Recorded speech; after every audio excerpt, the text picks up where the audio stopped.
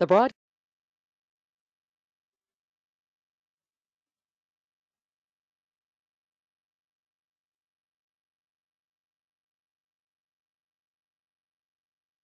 Oke, bersama saya Adi Pangestu, analis dari Forex Indonesia, kembali menyampaikan bahwa transaksi Forex maupun produk finansial dan instrumen keuangan mengandung tingkat resiko yang tinggi. Oleh karena itu, sebelum melakukan transaksi, sebaiknya mempertimbangkan resiko yang siap kita tanggung, eh, dan betul-betul kita melakukan kalkulasi yang baik sebelum melakukan keputusan ambil jual maupun beli di pasar, sehingga portofolio kita bisa terjaga dengan baik.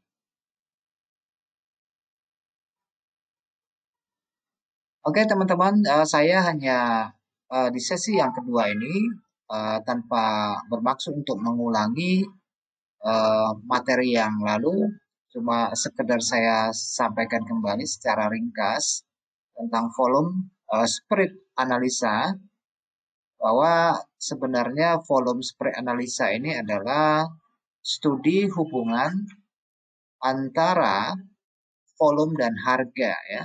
Volume dan harga untuk tujuannya adalah memprediksi arah pasar. Oke. Dia adalah mempelajari volume dan harga. Jadi nanti volume yang kita lihat itu bukan hanya semata-mata dengan satu candle saja kita perbandingkan dengan volume, tetapi bisa secara multiple lebih banyak harga yang kita lihat dan perbandingannya dengan volume. Oke, ini adalah 3 orang yang mencetuskan bahwa sebenarnya dari Jesse Livermore maupun Richard Wyckoff ini belum memperkenalkan tentang istilah volume analisa mengenai volume analisa ya, tetapi kita tahun 70-an oleh Tom William baru diperkenalkan tentang volume analisa. Karena apapun caranya yang kita lihat adalah bahwa uh, hal yang pertama yang kita lihat dari chart kita adalah selain candle atau grafik, juga terdapat volume. Itu adalah dua instrumen di dalam pasar yang tidak bisa kita hindarkan ya. Ada harga ya, ada volume ya, ada kuantitas di situ, ada volume. Oke, jadi ide dasarnya adalah pedagang hanya menghasilkan uang dari pasar jika kita memahami apa yang dilakukan oleh pedagang besar yang melakukan transaksi dengan volume transaksi yang besar. Dalam hal ini adalah tentang lotnya ya. Ini adalah materi yang kemarin juga, saya tidak terlalu membahasnya. Teman-teman bisa cek kembali videonya ya. Jadi saya hanya uh, menyampaikan sekedarnya saja di awal untuk mengingatkan kembali tentang apa yang kita pelajari pada kemarin ya. Jadi VSA atau volume spread analisa adalah mencari penyebab terjadinya perubahan harga, ketidakseimbangan antara supply dan demand disebabkan oleh uang pintar. Teman-teman, yang akan kita bahas pada kesempatan hari ini adalah tentang anatomi dari permulaan dari tren turun menjadi tren naik dan dari tren naik menjadi tren turun. Jadi kita akan mempelajari struktur dan hubungannya dengan volume. Nah, untuk diketahui bahwa selain itu kita juga akan memperhatikan tentang pergerakan yang disebabkan oleh supply dan demand yang kuat yang terjadi pada struktur harga baik di dalam fase akumulasi maupun fase distribusi yang akan kita perhatikan nanti. Ini adalah materi kita yang sebelumnya, kita tentang akumulasi tidak saya jelaskan, distribusi juga saya tidak jelaskan kemarin, tetapi teman-teman saya pikir juga sudah sangat akrab ya. Ini adalah gambaran dari pasar yang terjadi waktu akumulasi lanjutan, kemudian distribusi, kemudian markdown, dan distribusi ulang. Ini hanya sebuah istilah ya, karena di dalam penerapan dalam transaksi kita akan memahami bahwa akumulasi adalah awal permulaan dari reversal. Dari tren turun menjadi tren naik, akumulasi lanjutan yaitu berapa berupa pola continuation pattern, baik itu dalam bentuk triangle, pennant, atau rectangle. Oke, jadi distribusi itu ya terbaliknya arah dari arah reversal ya, dari tren naik menjadi tren turun. Kemudian ada pola continuation. Oke, ini hanya istilahnya ya. Cuma akumulasi ini dan distribusi ini diistilahkan di dalam pasar saham ya. Pasar saham di mana orang mulai mengumpulkan stok di sini. Mulai menyicil ya, mengisi gudangnya di sini. Oke, itu hanya sebuah istilah di dalam pasar saham. Juga di dalam pasar tradisional ya, akumulasi yang mengumpulkan barang. Mengumpulkan bahan, mengumpulkan stok ketika harga sudah menurut kita itu murah, ya kita kumpulkan bahan dulu. Ya kan, apabila misalnya kita melihat ada barang dagangan kita yang tadi hasil bumi, kalau kita merasa bahwa harga sudah turunnya terlalu jauh, entah dia itu apalah hasil bumi kita yang ada ya, entah dia sawit, entah dia pinang atau coklat atau kopi, itu bisa kita melihat kegiatan-kegiatan dilakukan oleh para tengkulak yang ada di pedesaan maupun di daerah perkebunan. Mereka juga melakukan hal ini ya, tingkat-tingkat pasar, fase-fase pasar yang mereka terapkan. Ini hal yang sangat umum terjadi di dalam pasar konvensional, tapi juga di dalam pasar saham juga sama. Oke, yang kemarin kita bahas itu adalah dua konsep sederhana dari VSA, yaitu tentang no demand dan no supply ya, yang bisa kita adaptasi nanti dengan cara melihat harga dalam bentuk candle kecil dan candle pin bar atau spinning top. Nanti di dalam chart itu kita bisa mendeteksi bahwa itu apakah dia termasuk candle yang kehilangan permintaan atau kehilangan supply di situ. Bisa kita deteksi. Ini hanya pengulangan ya teman-teman. Nanti kita masuk ke konstruksi dari anatominya. Oke, teman-teman sekalian, kita bisa lihat di sini dari beberapa candle. Di sini ada candle-candle yang tidak memiliki demand. Ketika terjadi breakout ke sisi bawah, kemudian muncul candle-candle pin bar di sini yang shadow-nya rata-rata menekan ke bawah, ke sisi bawah, artinya demand-nya di sini kehilangan ya, kehilangan demand.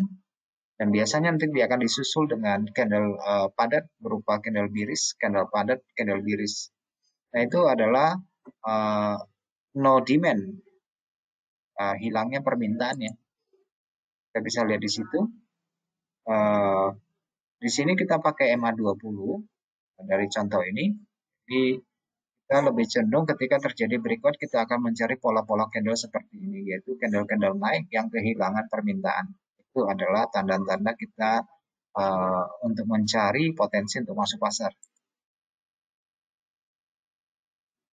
Ini adalah no supply ketika terjadi trend bullish juga kita melihat ada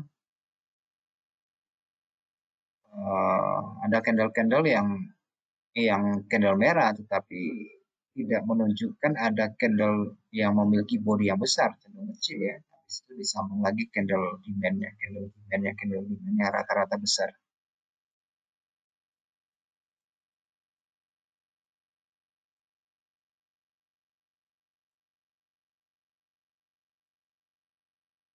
Oke, yang akan kita bahas pada malam ini adalah anatomi pasar bulls dan bears. Ya.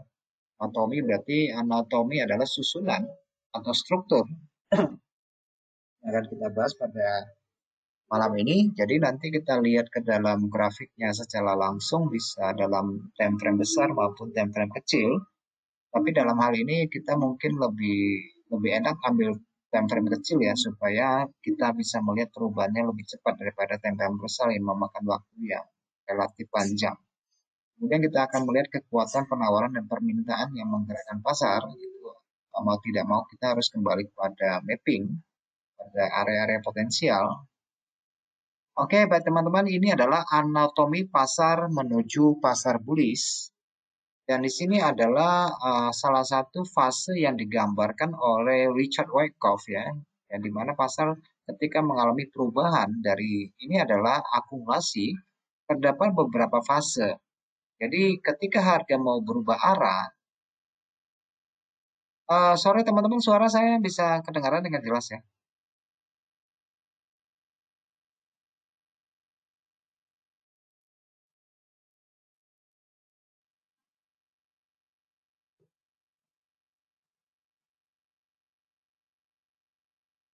Oke,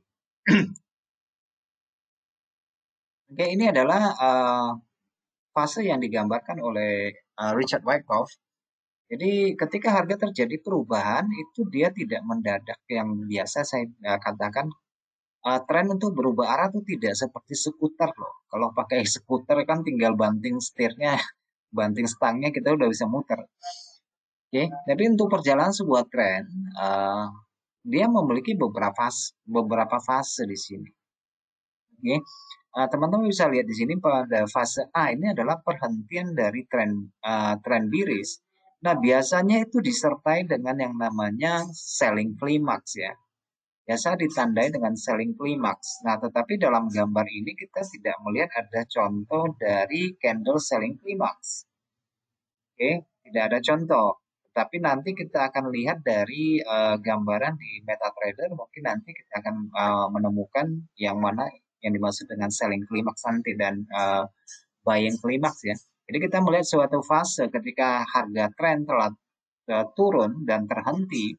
Nah, biasa ini nanti akan kita deteksi seperti yang kita pelajari seperti biasanya bahwa ketika tren itu sudah berhenti, dia tidak membentuk harga low lagi, tidak ada break harga low-nya lagi.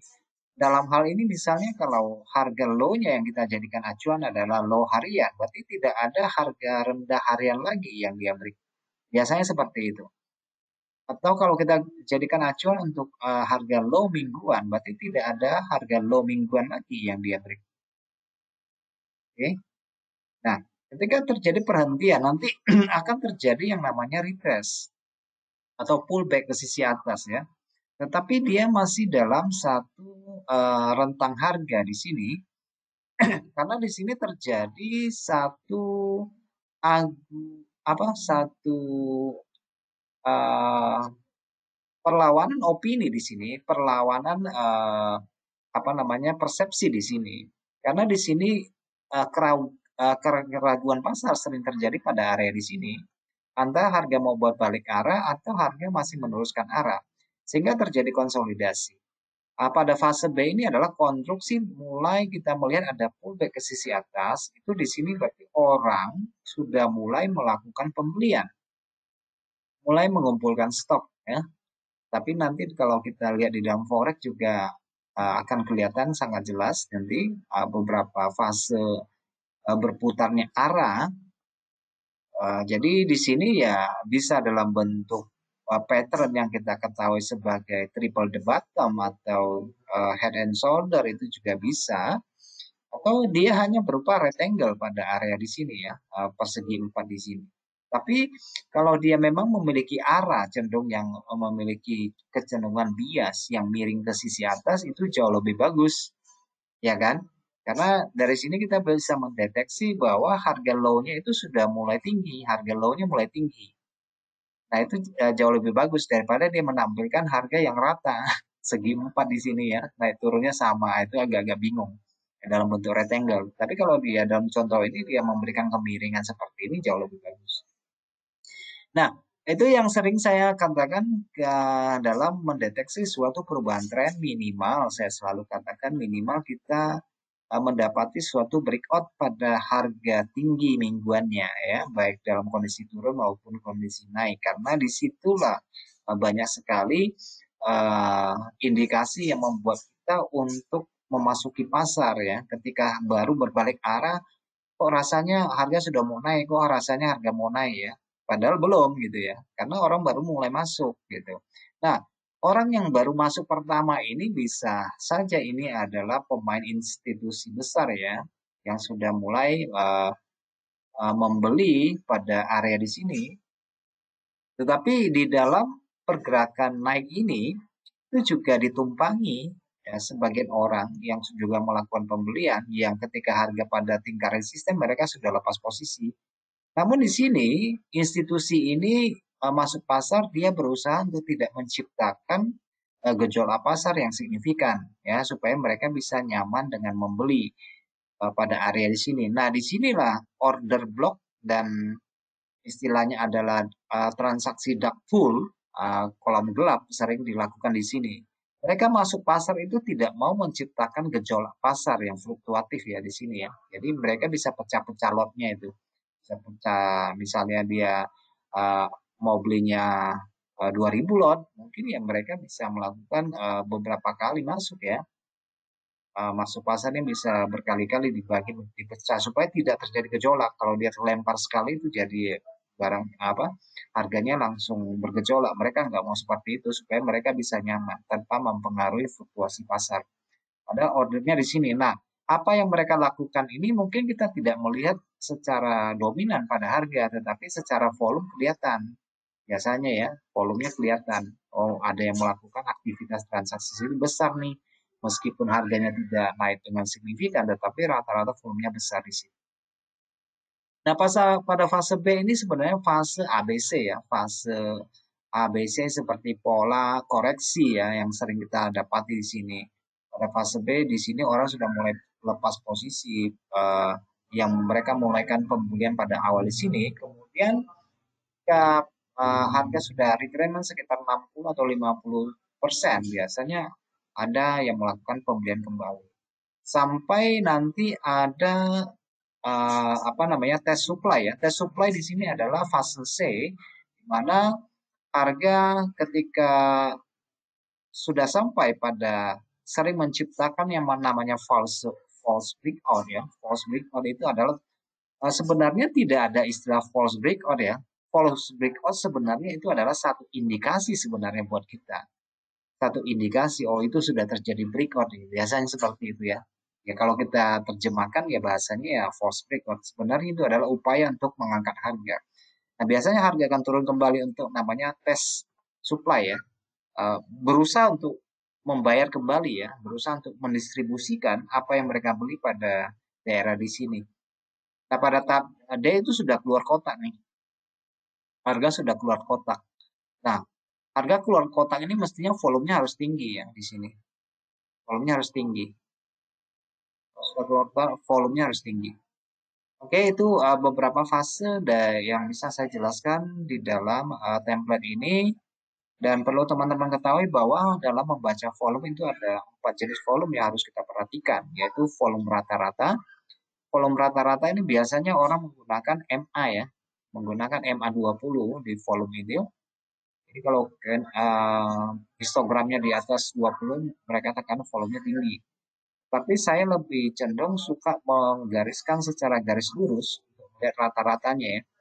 Jadi ada di bawah rata-rata, ada volume di atas rata-rata, ada volume tinggi, ada volume yang sangat tinggi. Itu yang harus kita perhatikan ya. Oke, teman-teman sekalian, kita langsung masuk ke MetaTrader-nya saja. Pertama kita akan membahas anatomi dulu ya. Ada saran, ada mata uang apa yang mau kita bahas pada kesempatan ini?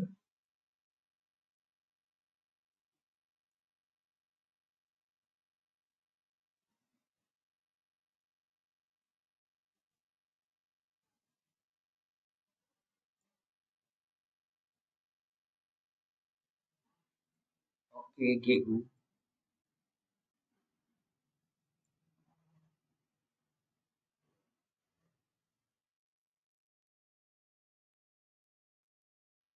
GU ya.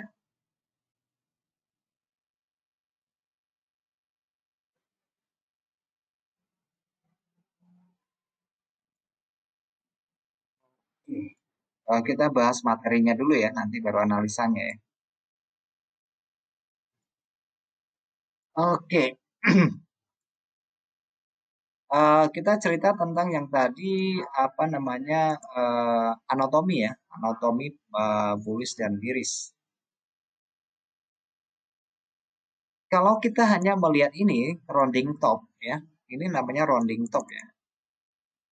Rounding top ini adalah harga reversal yang tidak menunjukkan satu satu transaksi yang menunjukkan secara secara jelas perubahan-perubahan yang terjadi di sini. Kalau kita lihat di daily ya, ini namanya rounding top. Rounding top ini adalah memutar ke sisi atas, mulai melengkung ke sisi bawah. Biasanya pola ini tidak begitu jelas untuk kita tangkap ya, kalau kita lihat di daily. Tetapi apabila kita melihat ke time frame 4 jam, ini sangat jelas jadinya. Kalau kita lihatnya di 4 jam, itu posisinya sangat jelas.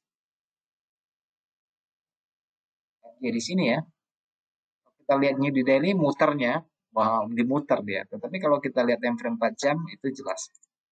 Oke teman-teman sekalian, ini adalah permulaan dari tren biris, dari tren bullish, kemudian menjadi tren biris. Oke, dan untuk memahami apa namanya fase-fase pasarnya, teman-teman bisa melihat di sini ada uh, satu harga naik yang mulai terhenti pada area di sini. Stop di sini ya.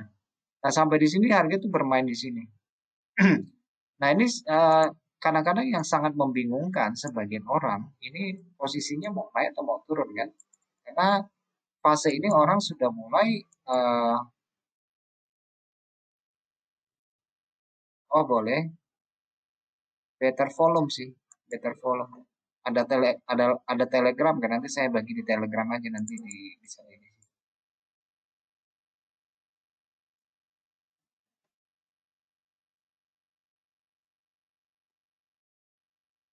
Kalau di sini saya nggak bisa bagi ya. Di sini nggak bisa bagi file ya. Nggak bisa di tag nih filenya. Jadi harus lewat yang lain kayaknya.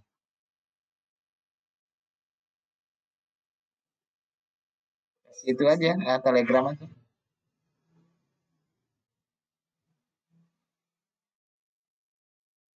Telegram bisa dilihat di sini, nanti saya bagi sini aja deh. Nah, nanti di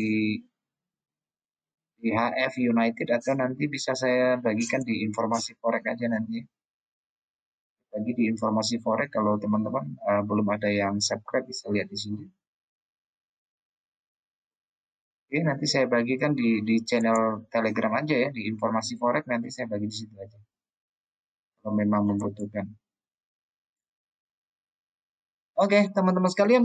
Nah, kondisi seperti ini eh, apa ya namanya ya? Yang perlu kita perhatikan adalah misalnya kalau saya buka di 4 jam kan berarti durasinya itu kan per apa ya? Per periodenya kan weekly ya, weekly ya. Nah, yang perlu kita perhatikan di sini adalah harga high-nya dulu deh. Ketika harga naik kan membentuk harga high. Nah, harga high kalau terjadi breakout ke sisi atas, berarti kan menciptakan harga high yang baru lagi ya di sini ya. Nah, ini adalah high sebelumnya, high weekly, kemudian high weekly selanjutnya. Nah, sesudah high weekly selanjutnya ini tidak ada harga high di minggu kedua, minggu ketiga agak naik sedikit, minggu keempat di sini nggak ada harga high lagi yang lebih tinggi. Nah, ini adalah merupakan ciri-ciri bahwa di sini market sudah kehilangan momentum.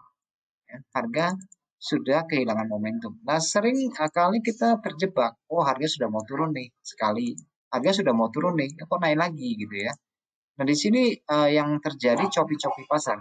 Tetapi apabila kita memahami bahwa harga tidak membentuk harga tinggi yang baru lagi, terus apa lagi yang harus kita perhatikan?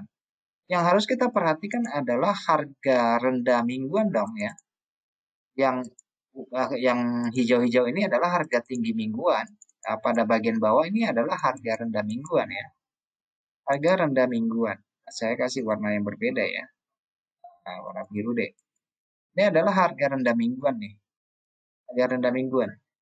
Tetapi kalau harga rendah mingguan ini, kalau kita nunggu breakout-nya kan terjadinya di sini ya. False breakout-nya dan breakout-nya di sini. Nah, kalau berdasarkan yang kita lihat dari fasenya, seharusnya ketika terjadi breakout pada daerah di sini, di sekitar di sini, volumenya harus relatif tinggi ya. Di sini, volumenya harus relatif ada yang ekstrim seperti ini ya. Karena kalau breakout itu memang harus divalidasi oleh volume besar. Kalau breakout tidak ada volume besar, berarti breakoutnya bisa palsu ya, bisa bohong nih breakoutnya. Jadi breakout itu harus ada volume besar. Jadi teman-teman bisa cek aja nanti misalnya ada resisten di sini, ada resisten di sini. Kalau ada candle yang breakout, ini volumenya mutlak harus besar. Kalau volumenya nggak besar, berarti ini bisa aja ini bohongan ya. Nah, oke. Jadi pada bagian atas kita memiliki harga tinggi mingguan di sini. Yang pertama, sorry, agak naik sedikit. Di sini, oke. Harga mingguannya di sini, tingginya. Di sini agak naik sedikit. Selebihnya harga tinggi mingguannya mulai ke sisi bawah ya, ke sisi bawah, ke sisi bawah. Nah, kalau kita menunggu momennya untuk entry waktu dia breakout di sini, tentu saja itu tidak salah karena orang sudah mulai mendistribusikan ya. Pergeseran persepsi yang tadinya baik sekarang udah lama dikocok-kocok di sini ya. Akhirnya orang keluar ya membawa harga ke sisi bawah. Waktu kita enter di sini tentu saja tidak salah. Oke, hanya kita mengikuti apa yang sudah dibentuk oleh pasar. Uh, Pasar mulai melemparkan pesanan keluar ya. Jadi kita follow aja itu nggak jadi masalah. Kalau kita adalah tipe trader yang agresif ya. Tapi kalau kita mau sedikit konvensional, sedikit konservatif, kita bisa menunggu harga untuk berbalik ke sisi atas di sini. Bagaimanapun itu, ketika harga keluar dari zona ini adalah zona distribusi. Zona keluar dari zona distribusi, ini adalah pembentukan gelombang pertama secara Elliott wave ya. Ini adalah pembentukan gelombang pertama dari Elliott wave. Tentu ada gelombang kedua untuk koreksinya ya. Jadi kita tunggu retracement-nya di sini di area sekitar 50%, itu juga lebih bagus karena posisi yang sesudah retracement-nya adalah posisi yang bisa ditahan untuk jangka panjang. Harga yang berikut tuh biasanya ada gelombang pertama aja ya, gelombang pertama aja, jadi ada retracement. Nah, ini adalah tahap distribusi, fase-fase dari pasar, dari anatomi. Tetapi kalau kita nunggu ini keluar baru entry, mungkin sedikit mahal karena sudah dimulai dari gelombang pertama. Apakah kita bisa mendeteksi di sini dari fase distribusi itu untuk mendapatkan entry yang lebih murah? Tidak usah sampai dia keluar breakout baru kita masuk atau tunggu dia pullback baru masuk. Nah, kalau kita yang melihat adalah kecenderungan untuk membreakout dari harga rendah mingguan, ini warna biru, harga rendah mingguan, ini di H4. Berarti kalau harga rendah mingguan di sini kita juga akan mendapati harga rendah harian dong, kira-kira begitu ya. Oke, nah kita bisa ngecek di sini. Kuncinya saya selalu bilang sama teman-teman untuk memperhatikan yang namanya breakout ya. Entah dia breakout berupa low mingguan atau low harian. Nah, kalau teman-teman perhatikan struktur dari harga di sini, sebenarnya di sini ada breakout pertama, tetapi ini adalah breakout per 4 jam ya. Ini adalah breakout 4 jam, saya kasih warna ungu. Ini adalah breakout 4 jam. Dia breakout ke sisi bawah. Ini adalah breakout 4 jam ke sisi bawah. Kalau kita mencari daily-nya, breakout daily-nya, yang membreakout daily itu terjadi di sini. Oke, ini adalah breakout daily ke sisi bawah ya. Saya kasih warna biru yang daily, yang 4 jam saya kasih ungu. Ini adalah yang daily. Teman-teman bisa hitung sendiri dari candle ini.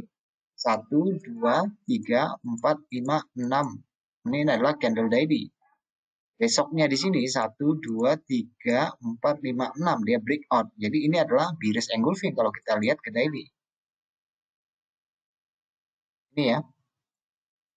Ini adalah bearish engulfing ya. Ini adalah break daily ya. Break daily ke sisi bawah ya. Break daily ke sisi bawah. Yang tadi saya gambar ini adalah break 4 jam. Nggak kelihatan di daily-nya. Jadi harus lihat di 4 jam baru kelihatan. Oke, ini adalah break 4 jam. Break 4 jam ini apakah kita bisa manfaatkan untuk masuk posisi? Tentu saja bisa, cuma bukan posisi yang bisa kita tahan ya. Kalau dia break mingguan di sini, itu posisi yang bisa ditahan lebih panjang. Tetapi kita bisa aja curi-curi di sini. Misalnya ada break candle 4 jam seperti ini.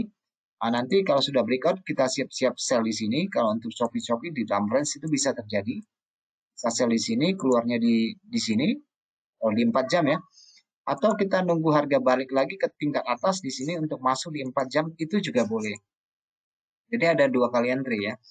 Nah, ketika terjadi breakout daily, kemungkinannya menjadi lebih besar ya. Kemungkinan untuk melanjutkan ke sisi bawah lebih besar daripada breakout 4 jam ini. Oke. Ketika dia breakout daily di sini di dalam candle daily-nya ini adalah bearish engulfing 1 2 3 4 ini candle naik. Ini adalah candle turunnya 1 2 3 4 5 6 ya. Ini adalah candle bearish engulfing. Oke. Bearish engulfing. Nah, ini adalah breakout daily, low daily-nya di sini. Nah, ini adalah posisi yang bisa ditahan lebih panjang. Nah, ketika terjadi breakout, kita tidak usah langsung masuk pasar, kita tunggu aja harga yang pullback kembali ke sisi atas. Nah, bisa ambil di candle yang ini untuk entry-nya, entry di daily-nya ya, di 4 jam. Sorry, kita entry-nya di 4 jam. Ini break daily. Ini di 4 jam bisa kita pasang sell limit di sini ataupun pada harga tengah ini ya, candle kecil ini untuk melakukan entry. Oke, jadi ini adalah breakout daily karena harganya masih terikat di dalam zona distribusi. Nah, kita masa ini sebenarnya masa ya, hanya untuk nyicil posisi saja pada masa ini. Kalau kita nyicilnya pada paling awal, ya nggak jadi masalah, tahan. Tunggu sampai breakout daily baru kita masuk juga boleh. Oke. Nah, di sini sudah break daily ya. Break daily sudah, di sini juga mulai break daily. Yang adalah break daily juga. Oke, jadi ini potensi sellnya selalu pada bagian atas. Jadi jangan diturunkan breakout karena harga belum keluar dari mingguan. Tapi kalau dia sudah keluar mingguan pada zona ini adalah harga rendah mingguan seperti ini, posisi sell kita sudah di atas semua. Posisi sell kita sudah di atas semua. Nah, yang menjadi masalah apakah kita bisa menandai ini zona distribusi atau zona apa namanya price accepted zones atau zona yang disepakati oleh pembeli dan penjual untuk berhenti sejenak pada area ini. Ternyata sudah terbentuk area ini, harga malah melanjutkan ke sisi atas. Nah, bagaimana kita mendeteksinya? Yaitu ya mau tidak mau kita harus melihat time frame yang lebih besar. Apakah harga yang terjadi di zona ini berbenturan dengan high bulanan atau high tahunan? Itu yang harus kita lihat. Betul-betul memang di zona itu seperti ini. Oh, itu karena kalau zona pas atau price acceptance zone itu biasanya terjadi di pertengahan harga dan itu biasanya menipu. Saya kasih contoh ya. Misalnya kalau teman-teman lihat pola ini mungkin ini banyak yang kena tipu ya. Akhirnya ini adalah perubahan tren. Ternyata bukan. Seperti ini. Ini kan, wah ini harga turun ya. Memang turun. Sebenarnya hampir sama aja dia breakout, dia turun. Ini juga turun. Tapi ini dalam bentuk pola gelombang koreksi ABC di sini. Kita nggak jadi, gitu ya. Tetapi pola distribusi ada nggak di sini? Ada, tetapi dia hanya bersifat sementara waktu, bukan untuk jangka panjang karena ini adalah gelombang korektif di sini. Oke, gelombang korektif. Nah, kenapa kita harus mencari titik entry-nya pada bagian atas dalam pola ini yang kita lihat ini? Yaitu tujuannya adalah untuk mendapatkan level demand karena level demand itu yang menggerakkan pasar kan. level demand dan supply-nya di sini.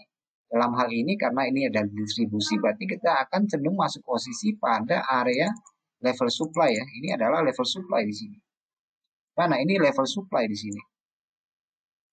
Ini yang apa? Yang berpotensi untuk uh, membawa posisi kita dalam kondisi harga yang paling murah dan resiko yang paling minim. Ini yang menggerakkan. Jadi ketika terjadi fase distribusi ya kita harus selalu cenderung ambil posisi pada area supply. Bukan breakout-nya yang kita follow ya. Breakout itu hanya sebagai indikasi tunggu harga balik ke daerah supply entry lagi. Ya breakout tunggu lagi di daerah supply kita entry lagi. Ya breakout kita tunggu lagi di entry di daerah supply kita entry lagi. Tapi harus benar-benar memperhatikan zona ini terbentuk di area mana. Kalau zona ini terbentuk di pertengahan, itu bisa seperti contoh yang tadi. Kalau zona itu terbentuknya di pertengahan jalan, ya bisa seperti yang ini. Ini adalah secondary trend ya. Kalau kita anggap ini tren besarnya, ini secondary trend ya. Kalau kita lihat tren layarnya ya. Ini bukan, ini adalah micro trend ya. Oke, kalau untuk kondisi saat ini,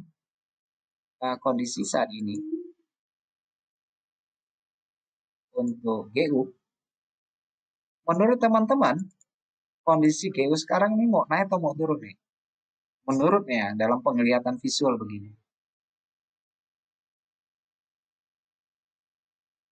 Coba kasih opininya. Menurut pandangan visualmu ini mau naik atau mau turun?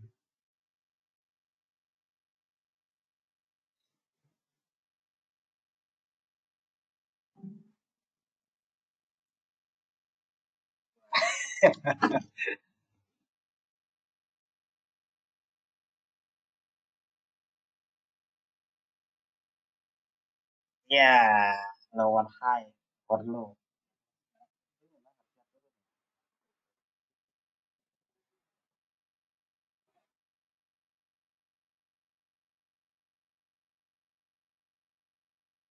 Nah, sekarang kalau kita mengambil satu pandangan bahwa kita kan harus mengantisipasi ya di mana kira-kira sell ya. Harusnya kan begitu ya. Gimana sih idealnya kita meletakkan. Karena kita di sini kita belum melihat yang namanya ada klimaks selling ya. Klimaks selling nggak ada. Kita lihat klimaks buying ada nggak di sini pada area di sini.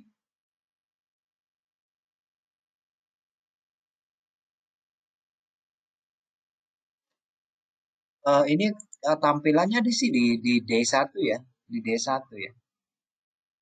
Sebenarnya di sini ada klimaks buying, cuma dia tidak secara signifikan ya, secara signifikan. Ini hanya suatu propaganda dari buyer di sini ya, karena harga melepaskan gap di sini sebenarnya. Sebenarnya ini adalah klimaks.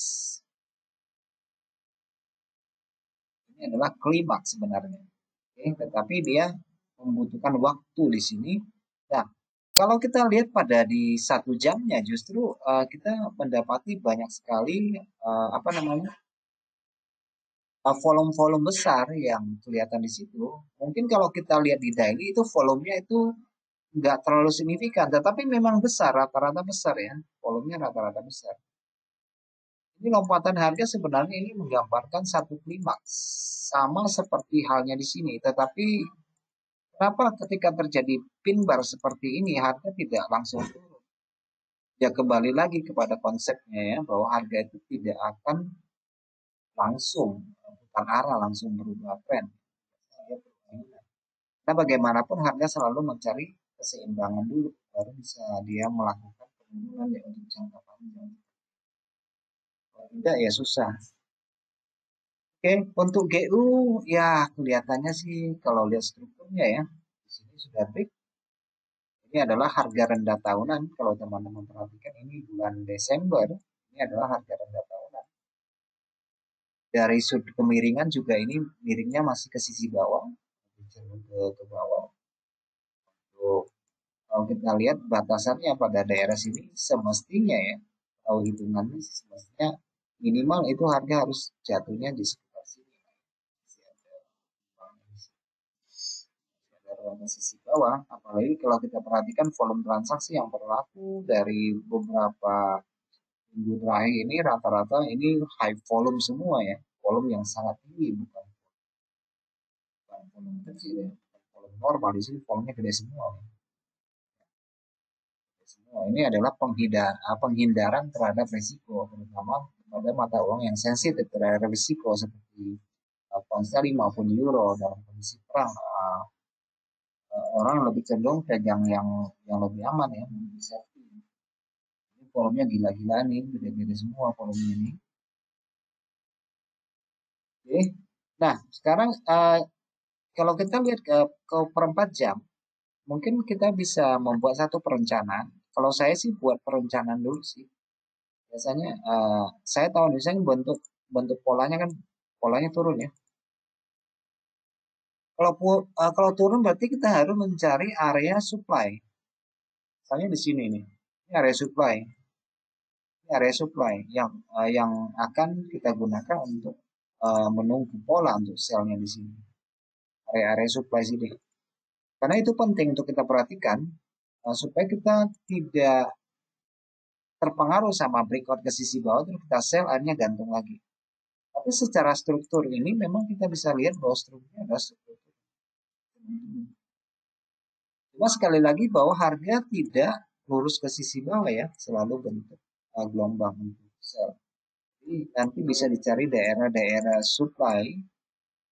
Yang penting harga naik ini nggak boleh melewati harga tinggi mingguannya ya. Kalau harga tinggi mingguan kemarin itu dia lewat ya, harga bisa koreksinya ke sisi atas, kembali ke sisi atas. Yang penting harga mingguannya, harga tinggi mingguannya nggak boleh dibeli. Nah, contohnya bisa dilihat di euro misalnya kan. Euro itu kemarin minggu yang lalu itu bagus sekali polanya. Kita bisa mendapatkan area akumulasi dalam time frame kecil. Paling gampang lihat di 30 menit aja. Gampang sekali kalau mau deteksinya ya 30 menit ya. Seperti yang kemarin, yang penting ada gelombang 30 menit deh. Kalau kita untuk cuma untuk scalping atau trading harian, yang penting dia breakout gelombang 30 menit di sini ya. Gelombang 30 menit. Nah, kita hanya tinggal mencari daerah supply, daerah demand untuk ambil posisi bisa di sekitaran di sini. Ini baru breakout 30 menit. Kalau dia sudah breakout daily, high daily seperti ini, itu semakin memperkokoh keyakinan kita bahwa dalam hitungan harian bukan pekanan ya, hitungan harian ini euro berpotensi untuk posisi atas. Jadi kita hanya fokus untuk mencari daerah demand untuk baik. Dan dia sudah breakout harian lagi di sini ya. Ini 30 menit nih. Sekarang ini breakout harian karena ini harga tinggi hariannya. Oke, breakout harian tunggu. Ini breakout di sini sudah menguatkan alasan kita untuk menahan posisi minimal sehari atau 2 hari. Oke.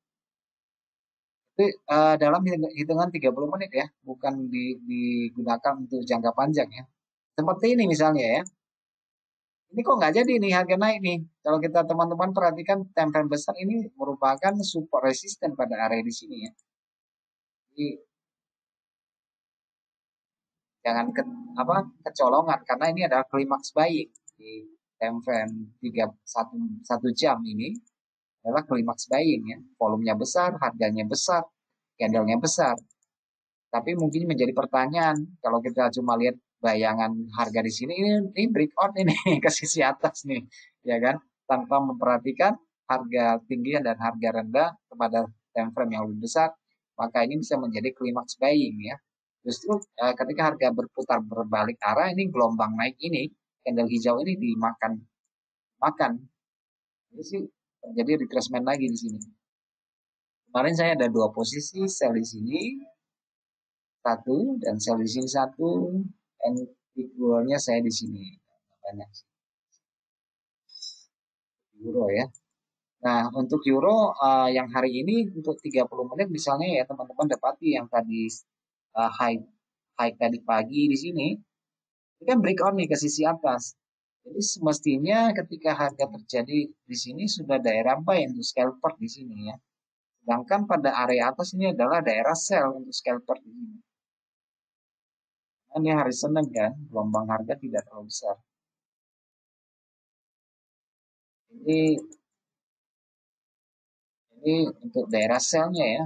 Karena dia 30 menit ini breakout ke sisi atas, semestinya bentuk harganya kan harus dia sampai sisi atas, dia balik lagi, harga baru naik lagi.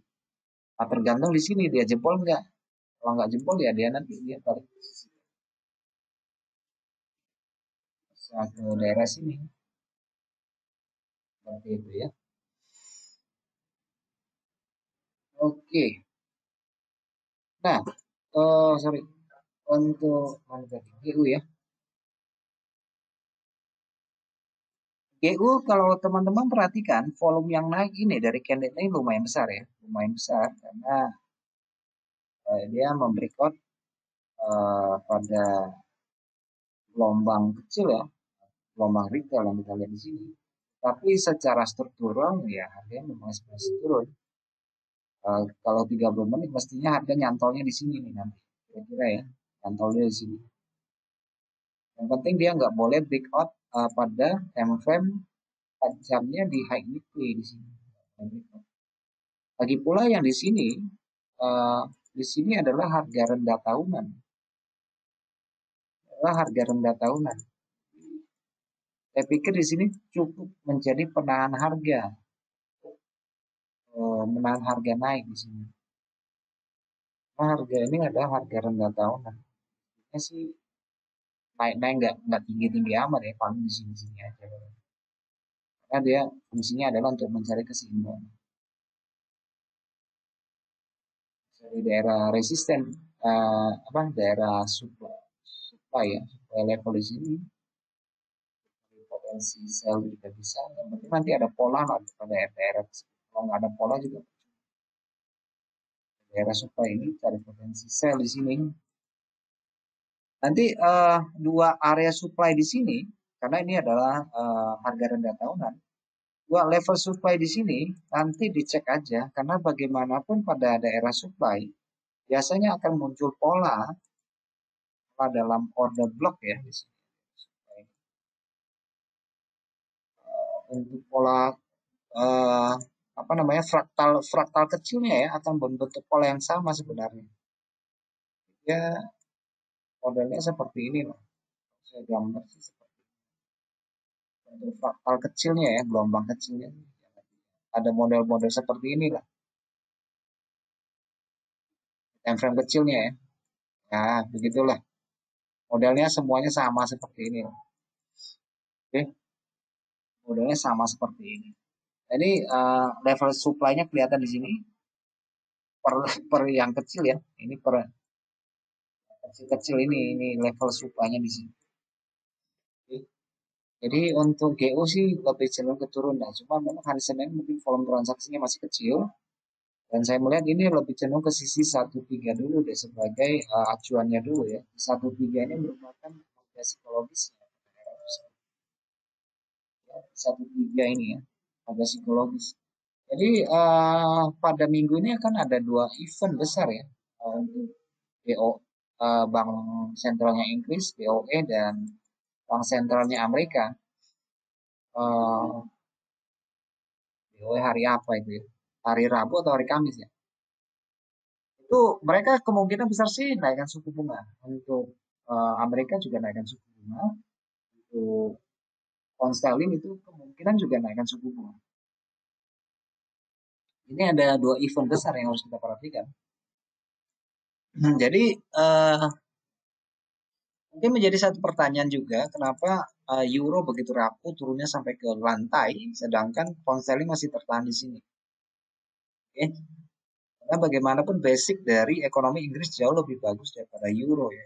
Kan di euro itu banyak sekali kepentingan yang banyak negara di sini.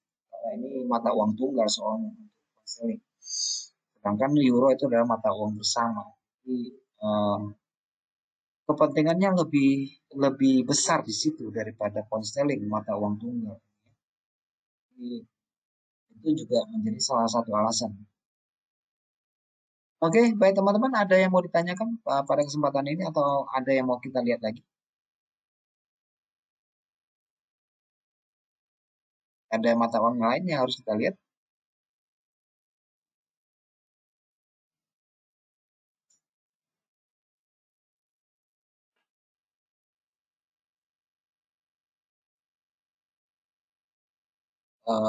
Aussie ya.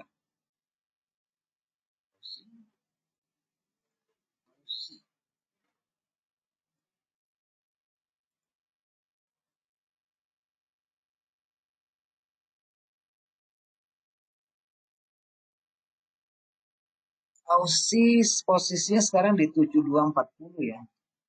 Nah, Aussie belakangan ini kan dia menguat karena lantaran harga komoditas ya.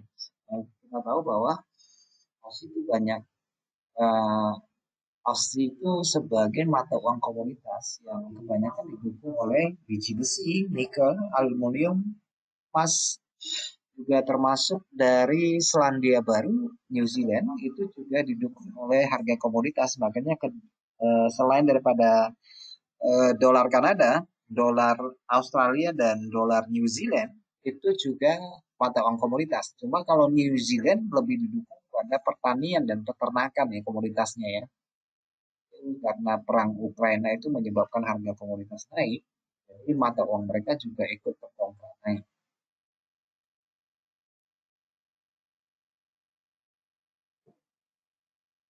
Untuk Aussie sendiri, kalau saya lihat untuk pegangannya saat ini tetap di angka 700, pegangannya ya di angka 700. Ini 700 ini nggak boleh di breakout secara sempurna secara teknikal. Kalau 700 di breakout secara sempurna, maka ini akan terjadi penurunan tren ya. Di sementara Aussie akan tertahan di angka 700 pada area di sini. Bahkan titik yang sangat kuat, level psikologi yang sangat kuat. Kita misalnya lihat ke belakang. Namun Aussie itu nggak boleh menguat di atas 8.000. Anehnya begitu. Berarti nggak boleh dia menguat lewat terlalu jauh dari angka 8.000. Sudah berlaku bertahun-tahun ya.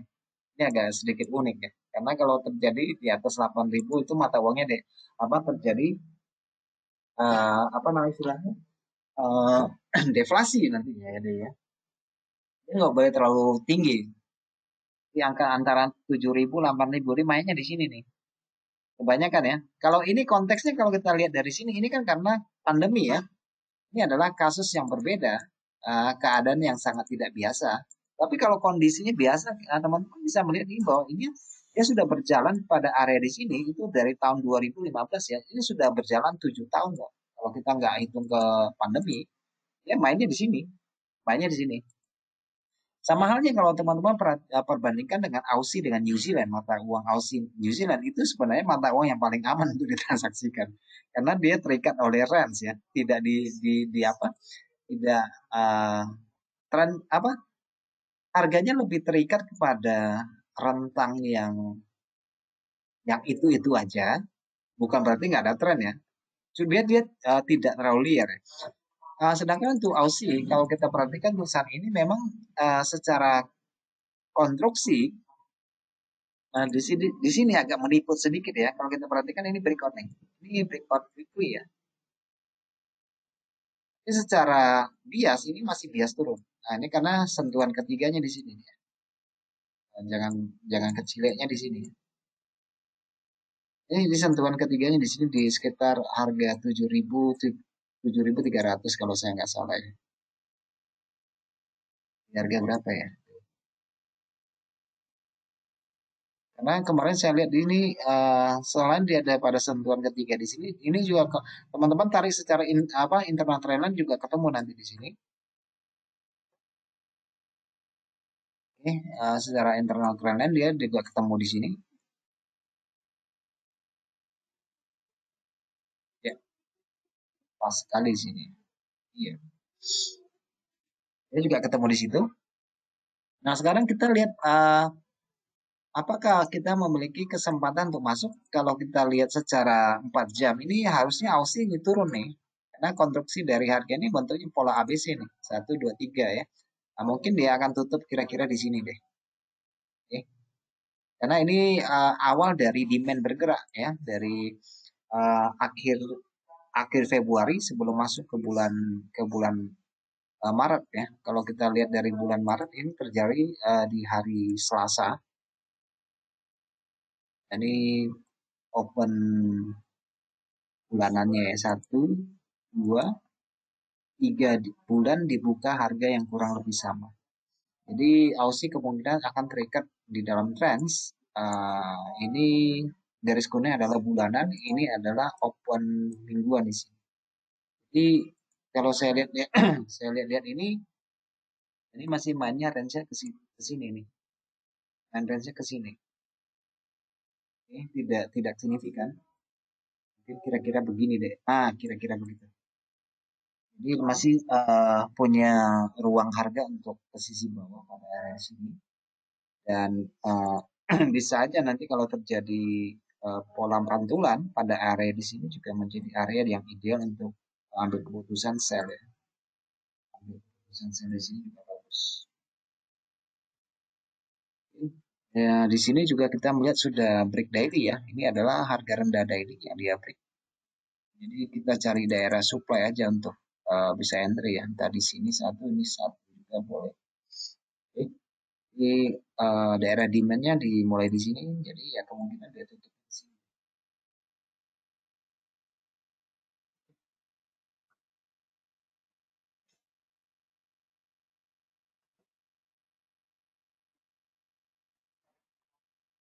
Jadi kalau untuk materi menyangkut volume itu sebenarnya itu hanya sebagai pelengkap saja ya.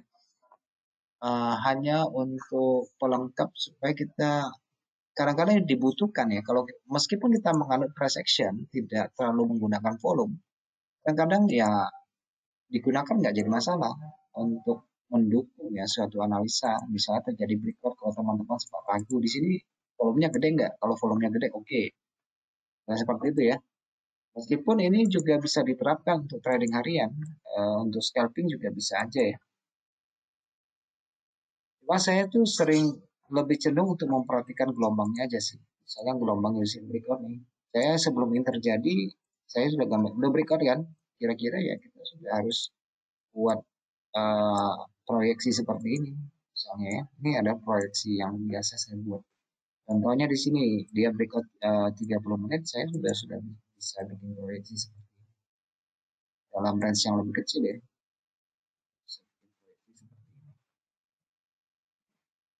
Nah, ini hari ini kan range-nya nggak terlalu besar. Maksudnya begini. Nah kadang-kadang ketika dia ada breakout ke sisi atas, dia memang harus terjadi pantulan sekali lagi. Entah dia pantulannya harus sama persis range-nya atau tidak. Dia mesti ada candle mantulnya nih, harus mutlak ya. Harus mutlak mantul dulu deh. Baru nanti bisa aja nanti dia sudah mantul dia baru turun seperti itu. Bisa terjadi. Cuma sebelum melakukan apa? Saya kan kalau saya pribadi kan saya tidak apa ya, tidak sebelum melakukan transaksi kan saya mingguan itu harus Senin Selasa, tapi di hari melakukan transaksi Senin Selasa, biasanya di hari Sabtu atau hari Minggu saya sudah buat apa? Buat pemappingan duluan ya. Saya udah bikin duluan misalnya kalau untuk GU sendiri, saya sudah buat duluan ya. Saya biasanya lakukan pemappingan misalnya saya karena dia berhubungan dengan mingguan, ya udah saya lebih cenderung hanya gambar-gambar begini. Nah, ini harga rendah mingguan ya. Oke, saya taruh di sini. Harga tinggi mingguan yang kemarin di mana di sini. Nah, dua dua batas ini akan menjadi resisten kita. Tapi kalau kita cek ke sisi bawah, ternyata di sini ada resisten support tahunan yang menjadi resisten saat ini. Jadi untuk GU sendiri menurut saya ideal ya, ya dia sellnya sih di sini sebenarnya. Dia sellnya di sini. Oke. Jangan sampai masuk ke sisi atas. Tapi masih rentang main di sini ya, cenderungnya masih tinggi. Hal yang serupa mungkin bisa dilihat di pasangan mata uang GJ,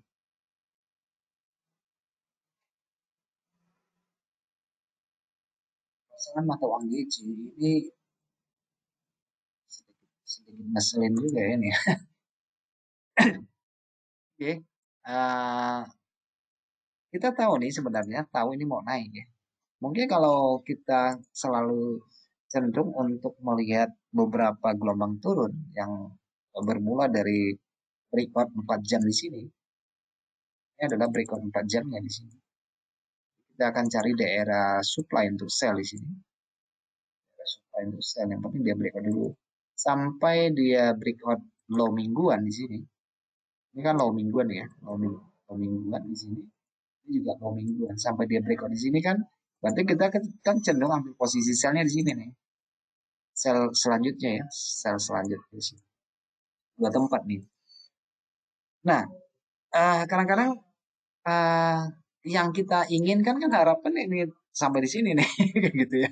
Sampai di sini ya, harusnya ya. Pengennya sih gitu ya. Tetapi harga tidak seperti itu kenyataannya ya. Pengennya langsung posisi bawah. Nah, seperti yang terjadi pada minggu lalu, kalau teman-teman perhatikan di sini, ini adalah breakout daily sebenarnya di sini. Breakout daily di sini berarti ada, kalau dia breakout daily di sini berarti ada gelombang naik selanjutnya. Minimal tuh ada dua gelombang ya, teman-teman. Minimal dicatat ini minimal ada dua gelombang. Kalau kita mau teori Elliott Wave pun untuk saat ini bahwa dua gelombang itu yang saling yang paling kerap terjadi. Gelombang kelima itu sekarang itu sudah sangat jarang terjadi ya. Kebanyakan yang paling bisa dijadikan acuan ya dua gelombang itu. Nah seperti ini ya, ini breakout daily ya, high daily yang dia breakout. Sebenarnya potensi selnya ada di sini di daerah demand pada daerah di sini. Ambil posisi selnya di sini. Oke, apalagi tadi pagi dia breakout nih. Breakout high mingguan pula di sini nih. High mingguan nih, minggu lalu nih. High mingguan nih. Jadi kemungkinan tutupnya ke atas nih untuk apa? Untuk GC. Dan di sini adalah harga tinggi harian. Candle hariannya di sesi Asia di sini kelihatan di sini. Oke. Jadi untuk GJ sendiri bisa cari alternatifnya untuk ambil posisi sell di sini. Mudah-mudahan ada pola bisa berbalik. Kita lanjutkan turun ke sisi bawah. Oke. Saya lihatnya sih ini ke sisi atas nih. Ini mudah-mudahan sih modelnya seperti ini ya. Maunya sih gini ya. Karena yen lagi posisi yen ini lagi melemah sekali kalau kita cek ke USD JPY. Ini sudah breakout tahunan dan mendekati resisten tahunan juga. Saya coba-coba nanti cari opportunity untuk ambil posisi ya di sini ya. Sebagian orang mengatakan bahwa khusus untuk yen akan sampai di daerah 12. Kita lihat saja nanti. 12. Ini adalah 12. Ini adalah harga tinggi tahun 2017 di sini. Ini adalah daerah supply. Daerah supply. Oke, ini daerah supply. Kalau kita ambil posisi sekarang, nggak mungkin harganya itu akan kalau kita ambil posisi sell, seandainya turun, itu bukan posisi yang bisa tahun. Minimal itu ada 3 bulan lah harga bisa bermain di sini. Sedangkan pada histori masa lalu ini bisa terjadi 1 tahun konsolidasi untuk masukin masa distribusi di sini butuh 1 tahun ini di sini harganya main bolak-balik sini ya turun di sini tahun 2016. Ini untuk UJ sendiri ini sepertinya sih ya masih lanjut ke atas dan bermain di posisi atas. Jadi kalau ambil posisi sell itu bukan posisi yang bisa di hold ya, tapi ya mungkin bisa dapatkan ratusan pip itu juga bisa karena kita menggunakan high mingguan atau high bulanan. Ini adalah high tahunan di sekitar 11850 ya. Tapi sampai kepada daerah tersebut, tentu saja itu harga itu pasti akan dicek lah ya. Pasti akan reject pada daerah tersebut. Nggak mungkin dia apa ya langsung lanjut terus tanpa berhenti. Daerah sini pasti reject. Jadi memang masih ada kesempatan pada daerah di sini untuk ambil posisi turun ya, tetapi bukan posisi yang bisa ditahan. Nah ini adalah harga tinggi tahunan yang saya lihat di sini. Harga tinggi tahunan di sini. Resisten ya bro, tahunan di sini. Pasti ada reject dulu nih. Sekarang posisinya 11800. Angka bulat sempurna ya, tinggal 50 pip lagi ke sisi atas. Ya mumpung masih murah sih sebenarnya di daerah situ. Cocok ambil posisi karena resiko masih kecil. Enggak, harga juga nggak ada yang lurus ke sisi atas. Lihat aja pada time frame yang kecil apakah ada pola reversal yang bisa kita manfaatkan. Ini konstruksinya sih masih konstruksi naik,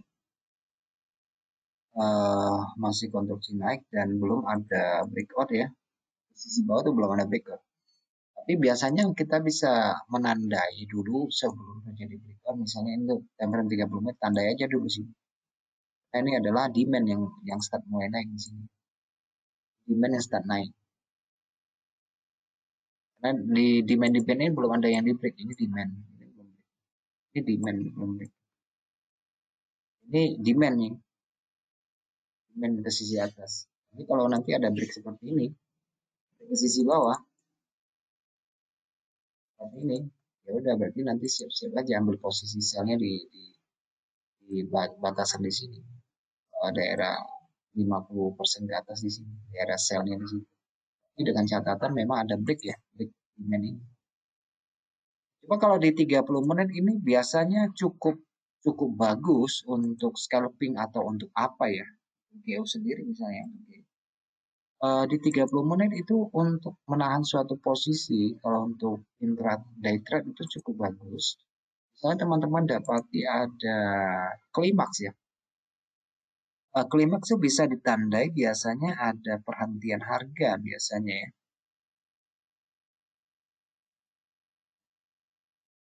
Kita ambil gelombang ini ya, gelombang naik ini. Ini 30 menit ya teman-teman. 30 menit, gelombang 30 menit yang dia break di sini. Itu cukup bagus untuk trading harian, intraday ya, tiap hari seperti ini. 30 menit, sell aja di sini. Resikonya ada kecil, daerah supply-nya di sini. Kondisi naik juga sama, tinggal dicari breakout yang 30 menit aja seperti ini misalnya. Ini kan 30 menit ya, gelombangnya. Sebelumnya ada breakout soalnya, ada breakout berarti di daerah demand pada candle-candle kecil ini, boleh daerah equilibrium boleh ambil posisi buy. Itu yang lebih cepat sih kalau untuk trading yang short term ya. Short term cari aja yang 30 menit, berikut gelombang 30 menit. Tapi di sini meskipun ini bukan bentuk gelombang, tetapi ini adalah klimaks ya, candle kecil yang dimakan candle kecil, doji, candle besar, kemudian dimakan gelombang naik. Ini akan menjadi batasnya. Daerah demand yang bisa stop, daerah buying-nya pada daerah 30 menit ya, long term 30 menit. Itu bagus ya. Misalnya di sini ya, ada breakout gelombang kan yang ada break ya sebenarnya di sini di 30 menit. Kalau kita lihat dari kelompok ini, kelompok 30 menit ini ada breakout di sini ya.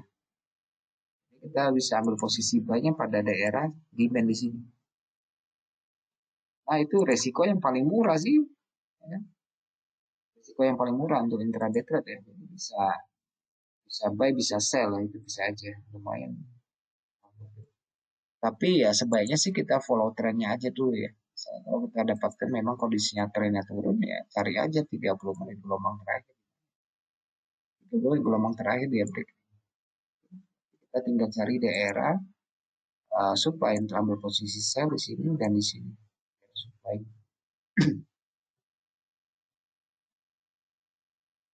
Oke, ada pertanyaan? Ada yang mau didiskusikan?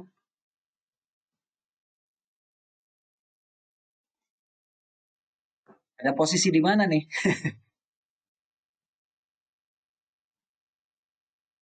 Mas Faiz ada posisi?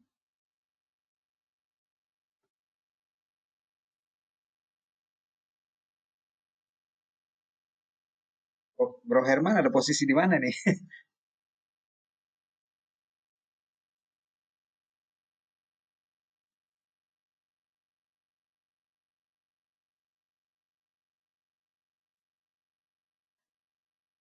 Saya cek dulu ya pertanyaannya. Tadi GU ambil 30 P. GU itu apakah artinya saat mendekati area supply maka boleh open sell? Iya boleh. Masih 6,5 lagi. Buy.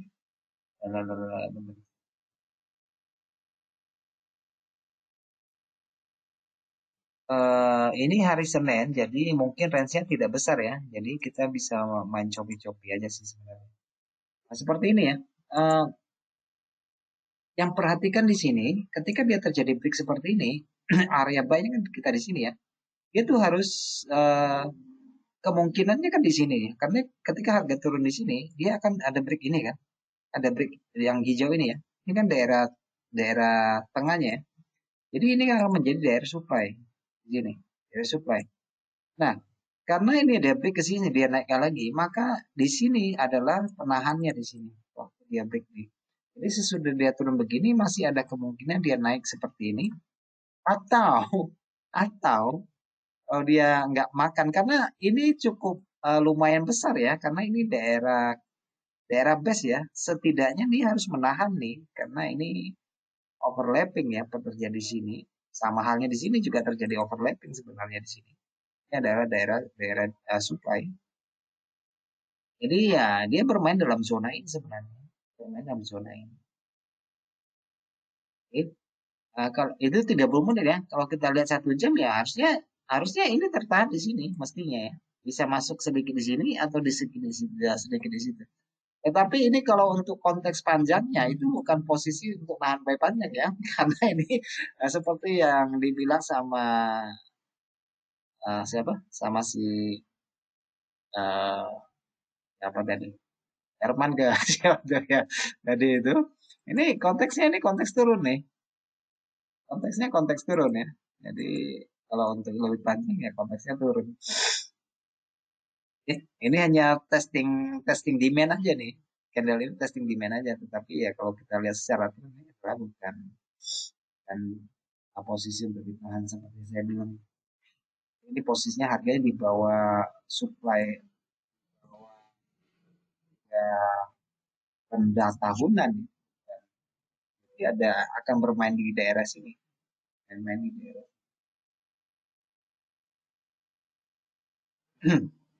Jadi kalau berdasarkan gelombang sebenarnya ada beberapa posisi yang bisa kita masuk saban hari ya. Saban hari itu bisa masuk sekali 2 kali sih saya lihat. Ya segini ya teman-teman.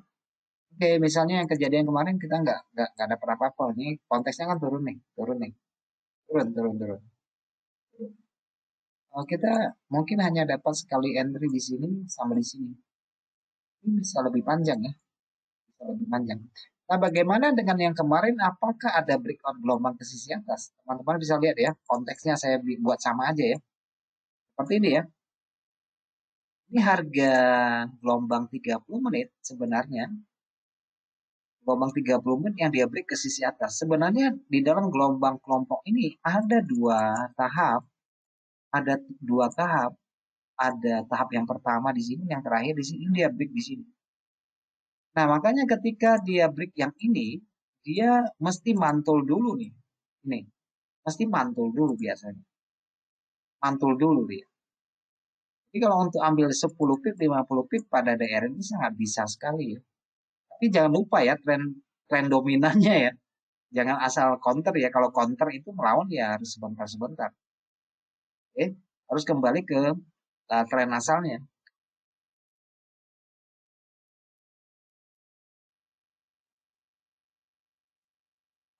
Teori Wyckoff itu time frame berapapun bisa sih. Karena kan harga itu mengikuti struktural kan, mengikuti fraktal. Ini sama kan?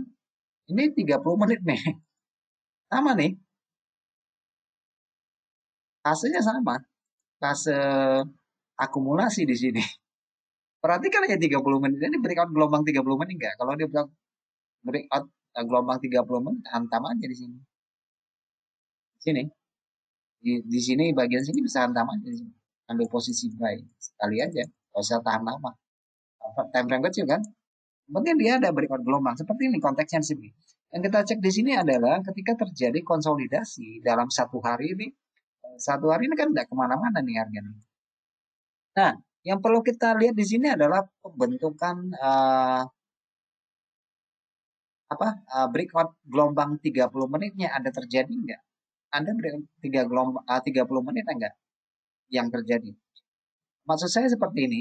Uh, Seperti di sini, ini adalah satu bentuk gelombang ketika dia break ke sisi atas. Perhatikan aja, kalau dia break daily seperti ini kan time frame kecil ya. Ini bisa dimanfaatkan. Ajar aja di sini. Kalau kita cek lagi ketika 15 menit juga sama aja, prinsipnya sama. Ini breakout gelombang ke sisi bawah seperti ini. Kita potensi ambil selnya di sini. Berlaku untuk time frame berapapun. Kepentingannya berbeda aja. Kepentingan dari pelaku pasarnya ya short term lah. Kalau dia masuknya 15 menit ya mungkin hanya sejam 2 jam. Tapi prinsip dasarnya dia harus breakout kelompok deh. Misalnya kelompok time frame berapapun dia harus manut pada hierarki dari kepentingan gelombang. Sama aja tuh, prinsip kerjanya sama.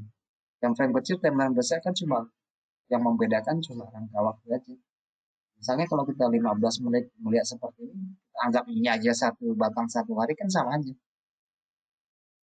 Anggap aja ini 1, 2, 3, 4, 5, padahal 15 menit ini. Kita anggap ini aja ada ini. Berapa hari sini ya? Di sini ada 7 hari nih. Hari ke-8 breakout nih. Breakout nih, berarti kan daerah yang 7 hari sideways ini kan daerah demand ya. Tapi di sini untuk baik kan. Daerah sama halnya di sini ketika dia berangkat di sini 15 menit berangkat ke sisi atas. Anggap saja ini harian, satu batang satu hari. Berarti di mana yang paling efisien kita buy? Bisa di sini, ambil posisi shadow-nya di sini, anggap harian aja di sini buy. Atau di sini, demand origin-nya di sini. Sama aja. Prinsipnya sama. Iya betul sekali. Kalau OP berlawanan tren itu nggak boleh lama-lama. Bahaya. OP berlawanan dengan tren sebenarnya itu hanya kita mengambil minute minute trennya ya, tren mikronya, tren hanya berdasarkan hitungan menit aja yang kita bisa. Tergantung pernya juga sih. Kalau per 3 pernya GU mungkin ya seperti ini bisa 30 menit, 50 menit. Cuma enaknya sih gini sih.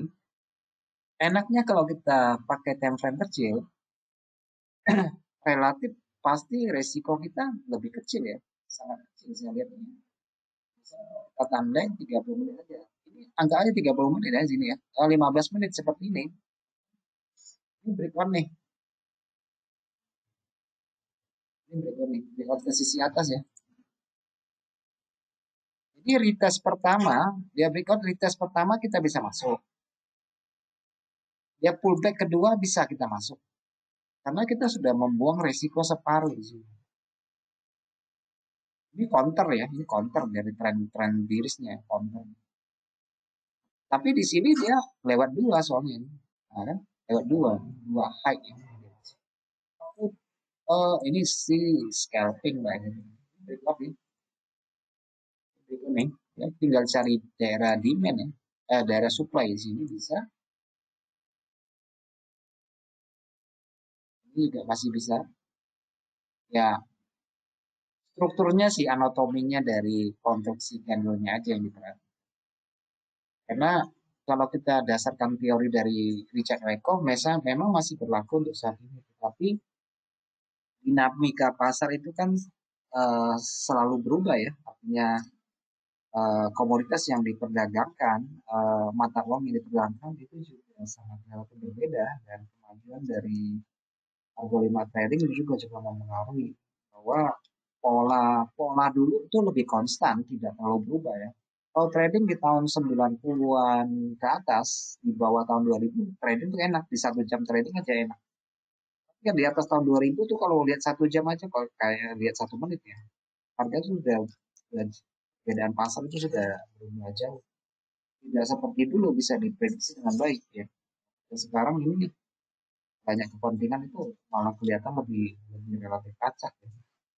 Gampang lebih banyak kadang-kadang zigzag juga lebih banyak. Memang kita harus lebih lebih apa? Lebih melihat sesuatu dengan lebih jelas deh.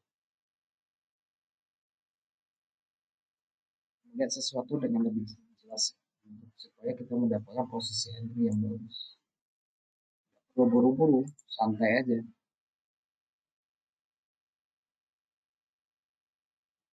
Ini harusnya GU tadi tuh ada entry sell di sini. Yang kecil pun nggak apa-apa sebenarnya sih.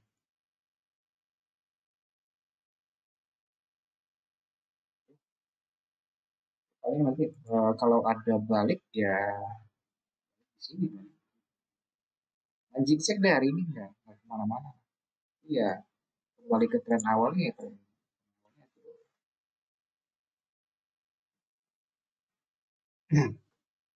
Jadi volume itu hanya memvalidasi ya apa yang terjadi ya. Jadi dia bukan sebagai acuan tren. Berarti kalau tren turun ini volumenya harus besar ya. Kalau volumenya nggak besar berarti trennya bisa.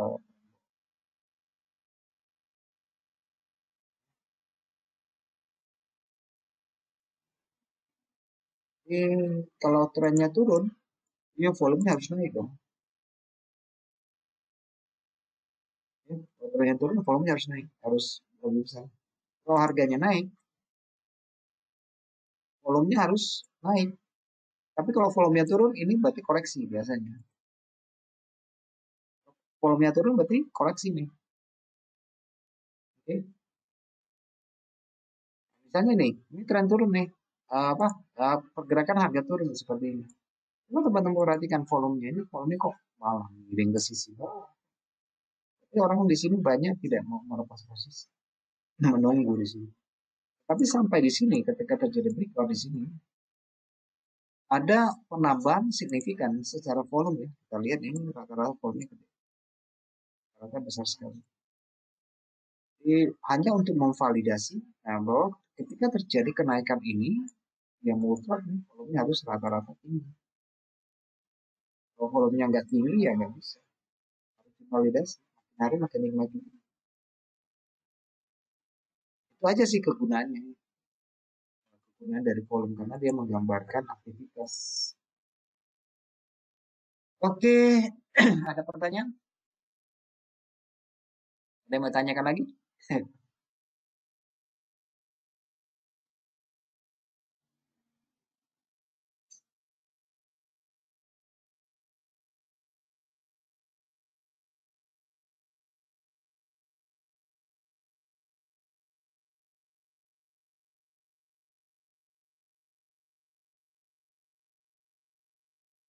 Apanya masih berasa? Apa yang makin berasa?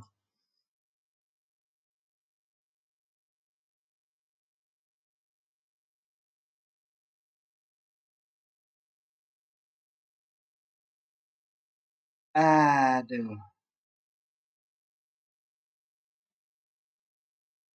saya kena tendang dua kali, kena kena apa? Kena emas, kena tendang dua kali di sini. Jalan. Dua dua dua kali SL gue ya. Sini apes ini. Aduh.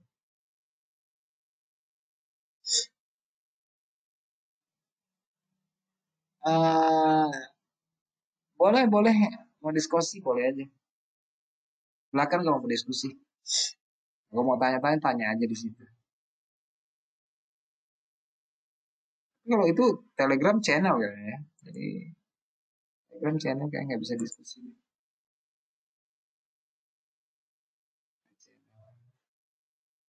Diskusi di sini aja kalau mau diskusi boleh. Di mapping open price boleh.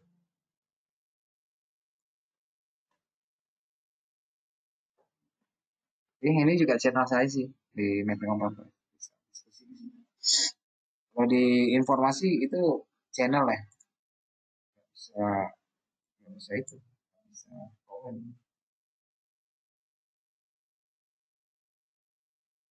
Oke, nanti indikator volumenya saya bagikan di situ aja, indikator volume ya, kalau memang di. Oke, saya pikir cukup ya, teman-teman. Kita sudah waktunya hampir jam 15 menit lagi. Oh, udah jam 9 nih. Oke deh, oke. Sampai jumpa untuk minggu depan. Materi minggu depan kita nggak ada materi, kita hanya analisa-analisa saja ya. Nanti kalau saya terpikir nanti ada materi yang mau disampaikan ya saya bisa langsung aja mas. Sampaikan di situ.